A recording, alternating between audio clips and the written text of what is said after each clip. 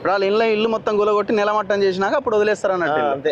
వాళ్ళ పని సర్వ్ అవ్వాలి కదా. అంతే 60 ఎకరాలు 4 కోట్ల రూపాయలట ఎకరం, 4 నుంచి 5 కోట్లట, దాదాపు 300 కోట్ల రూపాయలకు సంబంధించినటువంటి భూములను దోచుకోవడానికి ఈ కమ్మ సామాజిక వర్గానికి సంబంధించినటువంటి తుమ్మల నాగేశ్వరరావు, రెడ్డి సామాజిక సంబంధించినటువంటి పొంగులేటి శ్రీనివాసరెడ్డి ఇద్దరు కలిసి దొంగల్లాగా, దోపిడీదారుల్లాగా ఈరోజు ఖమ్మం నడిబొడ్డున కలెక్టర్ ఆఫీస్ పక్కన ఉన్నటువంటి భూదాన్ బోర్డు భూములవి, అది పేదలకు భూదాన్ బోర్డు పంచినటువంటి భూములవి. ఆ భూముల్లో అక్కడ ఉన్నటువంటి పేదవాళ్ళు గుడిసెలు వేసుకుంటే 100 గజాల చొప్పున గుడిసెలు వేసుకుంటే దాదాపు 8 సంవత్సరాల నుంచి కరెంటు లేదు, నీళ్లు లేదు, రోడ్లు లేవు, ఏవి లేవు.